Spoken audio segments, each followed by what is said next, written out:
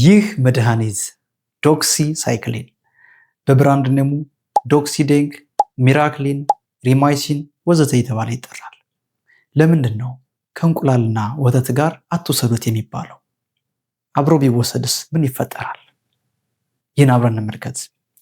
ወተትና እንቁላል ካልሽየም ሪች ናቸው፣ በካልሽየም የበለጸጉ ናቸው። ካልሽየም ከዶክሲሳይክሊን የድራግ ሞለኪውሎች ጋር ባይንድ በማድረግ ላርጅ ኢንሶሉብል ሳብስታንስ እንዲፈጠር ያደርጋል።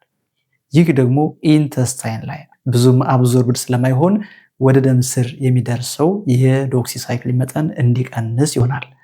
ይህ የድራጉን አብዞርብሽን በመቀነስ ውጤታማነቱን ይቀንሳል። ለዚህም ነው አትውሰዱ የሚባለው ማለት ነው። የድራጉን አብዞርብሽን በመቀነስ ውጤታማነቱን ስለሚቀንሱ ማለት ነው። በነገራችን ላይ ወተትና እንቁላል ብቻ አይደለም አብረው መወሰድ የሌለባቸው። ካልሽየም ኮንቴኒንግ ሰፕሊመንትስ፣ ካልሽየም ኮንቴኒንግ አንታሲድስ፣ ማግኔዥየም ኮንቴኒንግ አንታሲድስ፣ መልቲ ቫይታሚንስ እንዲሁም አይረን እና የመሳሰሉት አብረው ሊወሰዱ አያስፈልግም።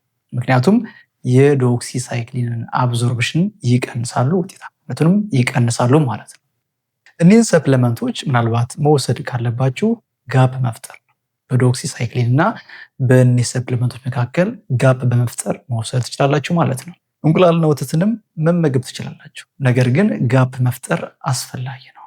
ለምሳሌ ዶክሲሳይክሊንን ከዋጣችሁ በኋላ 2 ሰዓት ቆይታችሁ እንቁላል መመገብ አሊያም ወተት መጠጣት ትችላላችሁ።